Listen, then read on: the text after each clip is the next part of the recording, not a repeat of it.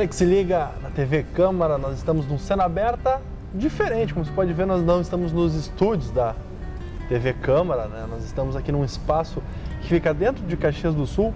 Talvez até poucas pessoas conheçam esse espaço aqui onde nós estamos agora, que é ao lado da Catedral. É o espaço Mater Dei, é um jardim, como se fosse o jardim da Catedral aqui de Caxias do Sul. E por que nós viemos até aqui nesse jardim? Porque há mais ou menos 2 semanas, o Papa Francisco, a maior autoridade da Igreja Católica, né, o Santo Padre, assim como os católicos se referem ao Papa, esteve aqui no nosso país. E o que trouxe o Papa até o Brasil foi a Jornada Mundial da Juventude, que reúne jovens do mundo todo. E pela proximidade até com o Rio de Janeiro, a jornada aconteceu no Rio de Janeiro, nós podemos ter, quem sabe, participantes aqui da nossa cidade nessa jornada com maior facilidade, né? E é sobre a Jornada Mundial da Juventude, sobre essa participação dos jovens aqui da nossa cidade, que nós vamos conversar hoje nesse Cena Aberta especial, dedicado então à Jornada Mundial da Juventude, vamos dizer assim. Nós vamos conversar com a Luciane Modena, ela que participou da jornada. Lu, muito obrigado por falar com a gente, muito obrigado por vir falar conosco nessa entrevista. Agradeço o convite, Roberto. Muito obrigada. Luciane, olha só, Jornada Mundial da Juventude, talvez um dos grandes eventos do mundo, né? Nós não temos assim um evento onde jovens do mundo todo se reúnam em um país, não se enxergam com tanta facilidade, para professar uma fé. E a Jornada Mundial da Juventude mostra isso, que existe ainda uma fé a ser professada dentro do mundo, até da igreja, de uma religião como a religião católica, né, uma das maiores religiões do mundo, se não a maior. E isso acontece no Brasil. E aí tu vai lá participar. Como surgiu para ti essa ideia de participar do Jornada Mundial da Juventude? Na verdade, surgiu há mais de um ano, quando nós começamos os preparativos, que toda a jornada ela tem uma pré-jornada. Então, sempre acontece nas dioceses de todo o país que vai sediar esse evento. Então, aqui na Diocese de Caxias do Sul, nós mobilizamos os jovens através de um grupo chamado Comissão Jovem. Como eu sou também estudante de jornalismo, eu comecei a trabalhar nessa equipe, na equipe de comunicação. Então, um ano antes da jornada, nós começamos a preparar. Os símbolos da jornada, que é a cruz peregrina e um ícone de Nossa Senhora, eles iam chegar na cidade em novembro de 2012. Nós preparamos todo esse evento para depois mobilizar os jovens para essa viagem. Então, no início eu pensava assim que eu não iria, que era algo um tanto distante, mesmo sendo o nosso país. Mas quando foi se concretizando, que eu fui vendo, não, há possibilidade, e também entendo tu como jornalista, assim, divulgar um evento e não participar dele é meio frustrante. Então eu participei e foi uma das melhores coisas que eu fiz também, para experiência pessoal, amizades, foi incrível, muito bom. Antes de nós falarmos um pouco mais então sobre a Jornada Mundial da Juventude, conta pra gente como é teu envolvimento com a igreja, assim, porque talvez a jornada vai fomentar novos jovens ligados à igreja, mas tu já tinha uma história dentro da Igreja Católica, né? Sim, sim. Eu sempre digo que Deus não caiu na minha vida de paraquedas, Ele não surgiu do nada. Porque às vezes as pessoas dão aqueles depoimentos tão lindos, né? Vivia uma vida de um jeito, conheci Jesus, mudei. E na minha vida nunca foi assim. Eu sempre tive na minha família a vivência católica, ia à missa aos domingos. E às vezes a gente se sente sozinho, assim, começam a dizer, nossa, é loucura, por que tu faz isso? Ninguém mais acredita hoje em dia. Então, quando se vai para um evento dessa magnitude, a gente vê que não está sozinho.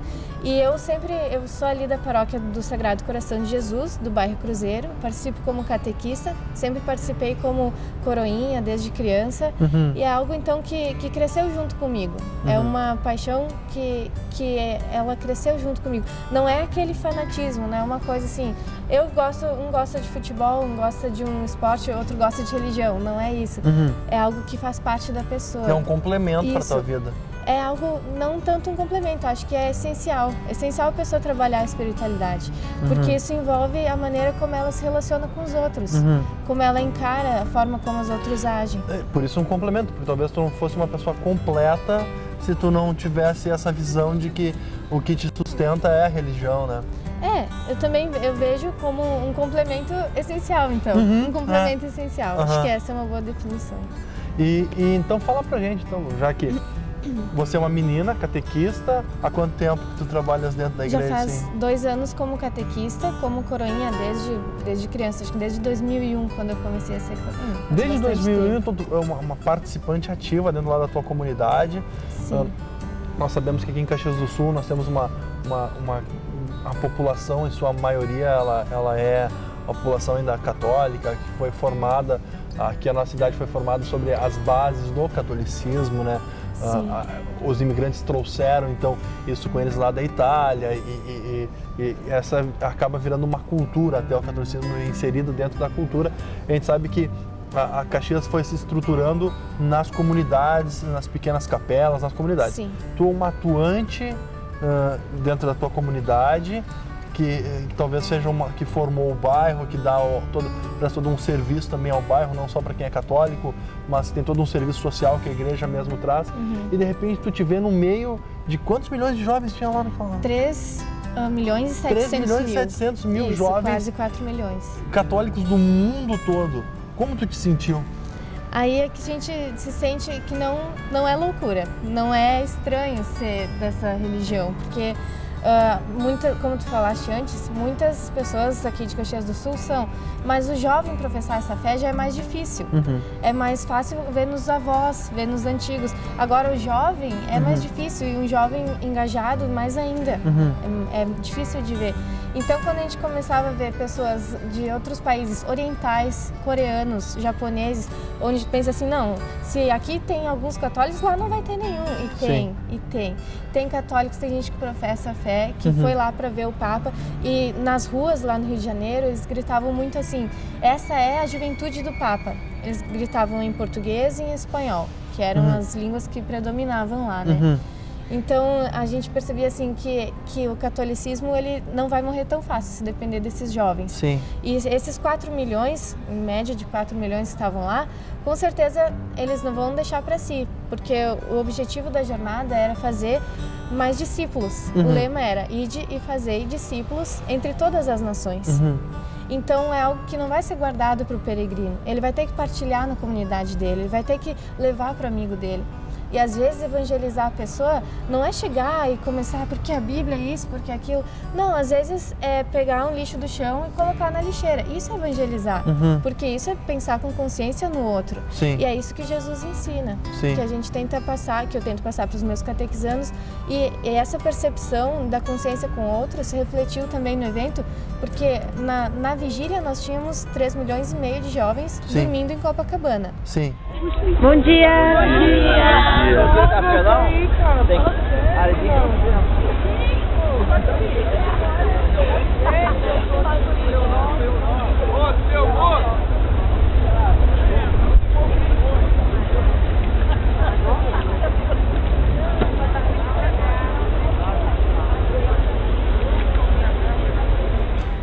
Nós não tivemos, eles recolheram muito menos lixo do que nas festas de Réveillon. Sim. Nós não tivemos bebedeiras, algazarras, folias, todo mundo dormiu em paz. Então, quer dizer, é um jovem com consciência. Consciência não só religiosa, mas social, que Sim. são duas coisas ligadas. Né?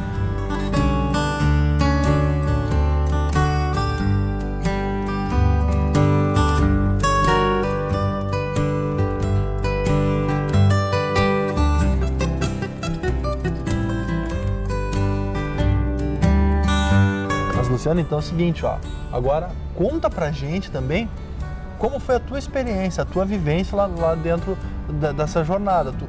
Primeiramente, tu não foi diretamente ao Rio de Janeiro, né?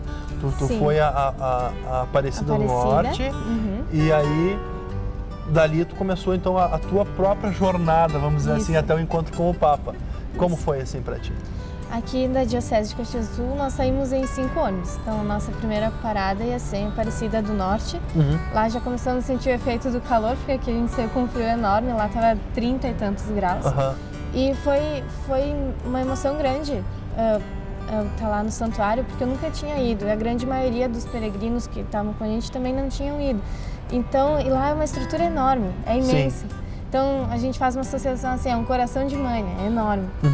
E daí tem muitas entradas lá e nós não sabíamos para qual nós tínhamos que nos dirigir, né? Eu tava com uma amiga, então nós pensamos, vamos por aqui, né, tal. Tava saindo algumas pessoas, a gente pensou, mas vamos tentar nessa porta. Nós damos de cara com a imagem de Nossa Senhora Aparecida lá, aquela que apareceu no Rio e tal, em 1717. E depois nós nos damos conta que a gente tinha que ter feito uma fila imensa para ter chegado ali. Nós entramos pela saída. Furaram a fila. Nós furamos a fila, mas foi uma surpresa boa, sabe? Sim. Porque a gente não imaginava que ia sair ali. E a gente pensou, onde que será que está a imagem de Nossa Senhora, né? Vamos entrar aqui, vamos ver. De cara, assim, com Nossa Senhora. Foi muito bom. E aí depois, então, vocês vão ao Rio de Janeiro. Isso. E aí já no primeiro dia de jornada, então já recebendo o Papa ali.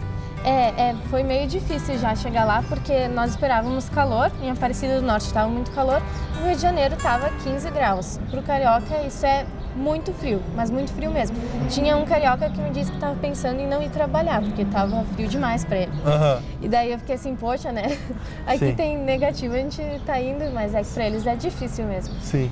E daí nós começamos no primeiro dia, o Papa ainda não tinha chegado, era na terça-feira, dia 23, nós tivemos a missa de abertura lá em Copacabana, daí teve toda aquela aglomeração de pessoas, nosso primeiro contato com a multidão, então a saída foi bem difícil, o pessoal eles andavam em corrente, um dando a mão pro outro, isso dificultava porque um precisava ir para um lado, outro para o outro.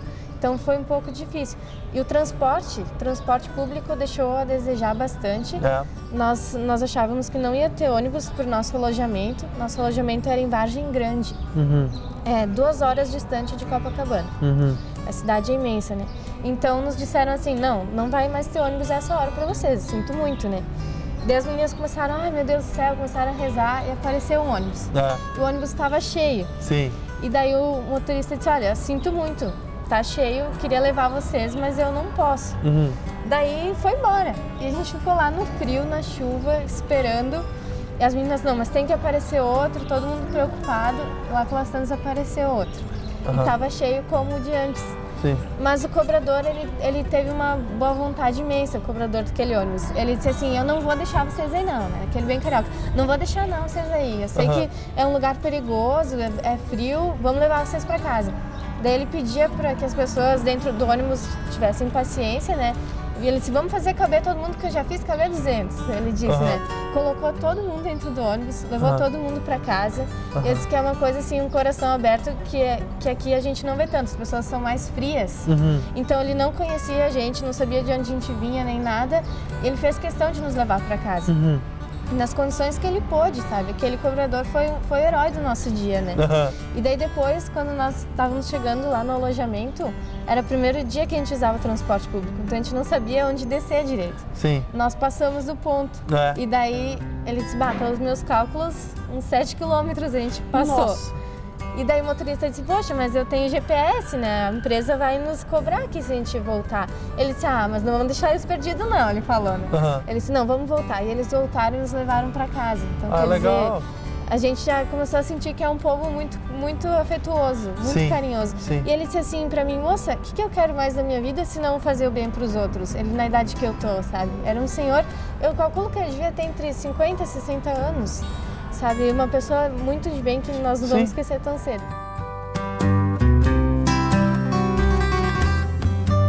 Pô, que legal, né? Foi uma marca já de dentro da jornada para vocês. Mas agora, e o contato com quem não era daqui do Brasil? Como foi esse contato com o povo dos outros países, os jovens de outros países? Era muito interessante. Era muito interessante porque a gente chegava perto da pessoa e já gritava peregrino ou gritava a juventude do Papa, todo mundo entendia na hora, assim. E o verbo que eles mais falavam era change. Então se eu chegava perto de ti, não te conhecia, change, eu já dava um brindezinho que nós preparamos cuiazinhas de chimarrão, assim, de madeira para dar para as pessoas. Que legal. Com o nome da cidade e tudo. E eles davam alguma outra coisa, um chaveiro, teve um norueguês que eu conheci, que ele me deu uma bandeirinha da Noruega, dizendo assim, você conheceu um norueguês que veio para a jornada, e atrás ele botou o e-mail dele e tudo. Então, na hora, o contato era, vamos trocar Facebook, e-mail, alguma coisa para se encontrar depois. Então, ele trocava, fazia uma foto. Isso era muito legal, muito bacana mesmo. Pô, que bacana. E as pessoas eram muito pacientes. Se não entendia a tua língua, não entendia o meu inglês improvisado, eles tinham muita paciência. A mímica funciona muito também nessas horas. Sim. E a linguagem universal da fé, assim, a gente percebeu, porque a Igreja Católica, a palavra católica significa universal, né? Nada mais universal que a jornada. Ver pessoas do país, do mundo em todo, de vários países, conversando numa mesma fé, assim, não numa mesma língua. Muito legal. Que é talvez o objetivo maior de mostrar a unidade mundial de uma fé, né? Uma fé que une o mundo, né? Aí, então, tu tem também pra gente aqui, tu trouxe algumas lembranças, trouxe né? Alguns objetos. Eu estive no palco da jornada, no palco onde o Papa celebrou a vigília, e lá eles entregaram este cartão aqui, que ele mostra o Papa ao lado de jovens, na Praça São Pedro. Era só para as pessoas que estavam naquele palco. Eu pude representar a nossa diocese, foi uma emoção muito grande também estar lá, com o lema da jornada, e de fazer discípulos entre todas as nações, e a assinatura do Papa Francisco. Então esse cartão também foi bastante especial, guardar com muito carinho. E no dia da missa de encerramento eu conheci uma moça do Mianmar. Mianmar é uma ilha e ela falava só inglês, né? E ela disse que ela teve muita dificuldade porque ela não encontrava estabelecimentos onde falasse inglês com ela fluentemente. Então eu comecei a conversar, dar as informações para ela. Ela ficou tão agradecida, ela me deu aqui um cartão do país dela. Que legal, um postal. Isso, um postal. O nome dela é Ei, um nome que aqui não se encontra. E daí ela falou assim que o cristianismo para ela era perseguido, porque a maior parte lá são budistas, então é considerado errado ser cristão. Então se ela tinha que fazer alguma celebração, tinha que ser escondido, tudo, né? E isso me fez pensar muito nos meus catequizandos, porque a gente disse para eles assim, vamos à missa, né? Vamos participar, vamos lá rezar um Pai Nosso e tal. Não posso, é ruim. E a igreja tá na quadra ali do lado de casa. E ela queria tanto e não tem essa oportunidade. Sim. E daí me fez refletir bastante também encontrar essa a moça. dualidade, né? De quem tem e não usa, do espaço da fé, e quem não tem e gostaria tanto de ter, Gostaria muito de ter, exatamente. Também tem um terço. Tem um terço missionário. Esse terço aqui é muito comum na jornada. Por que ele é um terço missionário? Porque nós temos 5 cores. Cada terço tem 5 dezenas de Ave-Marias. E as cores representam cada uma um continente. Então eu rezo uma dezena pela América, pela Ásia, pela África, pela Oceania, todos os continentes. Daí é um terço coloridinho que é bastante difundido também entre os peregrinos. Sim. Eu tenho, o último que eu deixei aqui é a minha credencial, que eu fui representar a Diocese de Caxias do Sul. E com essa credencial tu conseguiu subir no mesmo palco do Papa Francisco. Isso.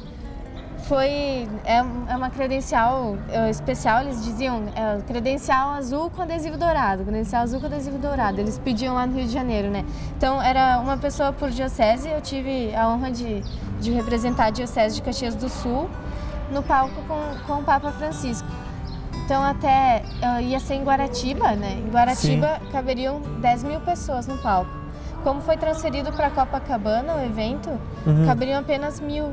Então a segurança era muito grande e eles diziam pra gente assim, moça, se tu conseguir entrar, não fala nada, tem gente que não vai conseguir entrar. Então nesse dia eu esperei 5 horas até conseguir entrar no palco e muitos começavam a desistir, assim, não vou ficar, muitos representantes da diocese. E eu não desisti, assim, começou a fazer muito calor, mas eu pensei que não era por mim, era a diocese que ia deixar de estar lá naquele palco.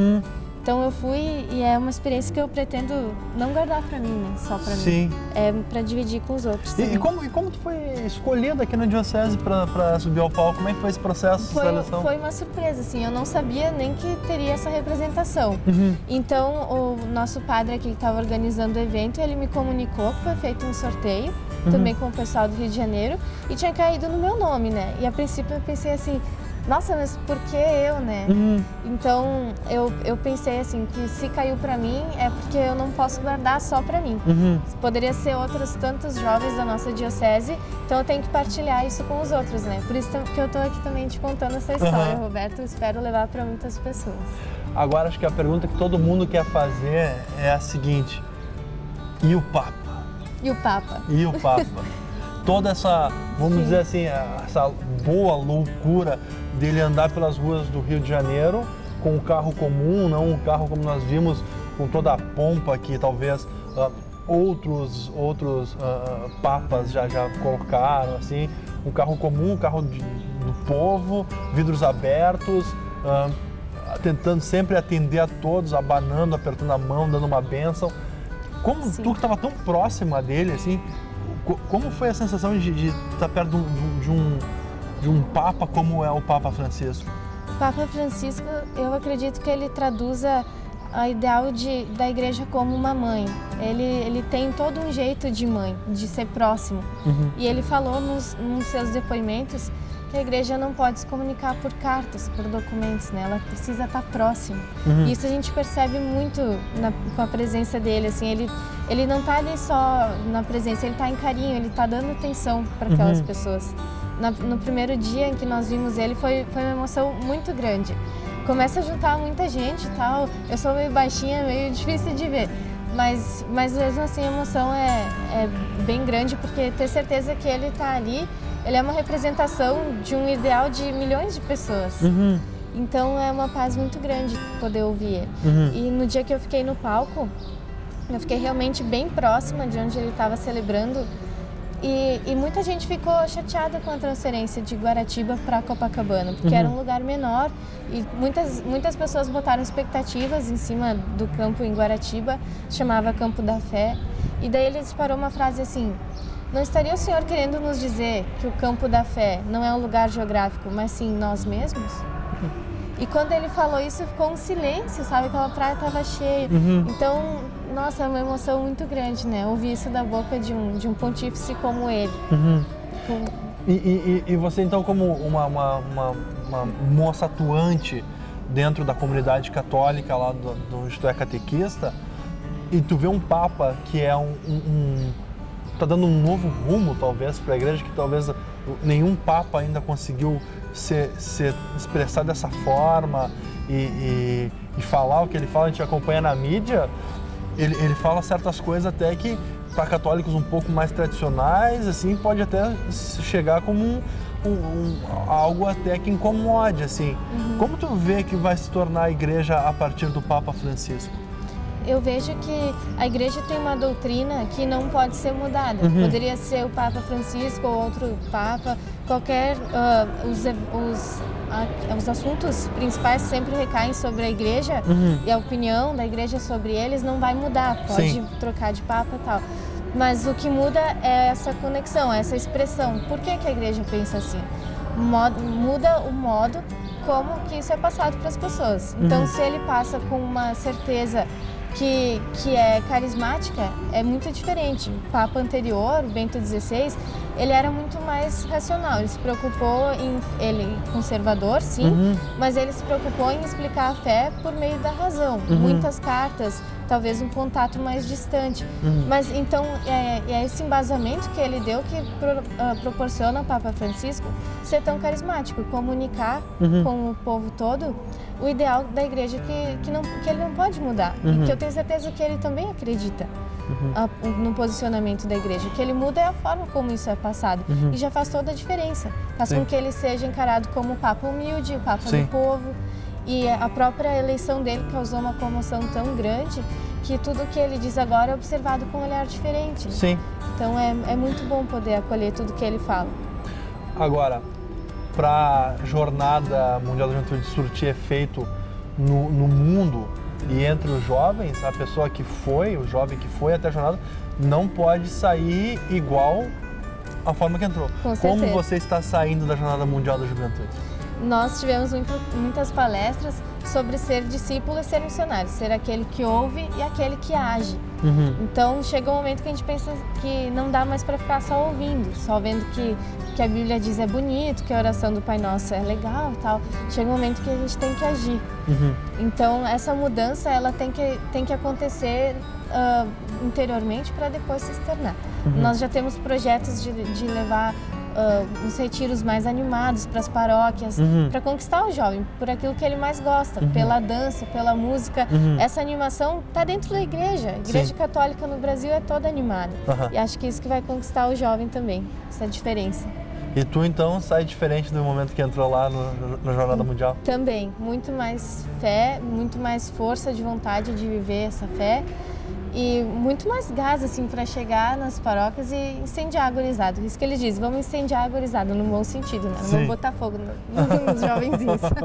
Luciane, muito obrigado por vir aqui falar com a gente, passar um pouquinho da sua experiência da Jornada Mundial da Juventude, falar para quem está lá em casa, católico ou não, porque na verdade a fé tem que ser universal, né? Tem que servir a todos da melhor forma possível e o bem tem que ser a todos, católicos ou não, né? Muito obrigado por vir conversar um pouquinho com a gente, passar a sua experiência. Eu agradeço pela oportunidade de poder dividir toda essa experiência que para mim foi maravilhosa, que não vale a pena guardar só para si, né? Por isso que é interessante esses momentos também que a gente pode partilhar com os outros. Muito obrigada.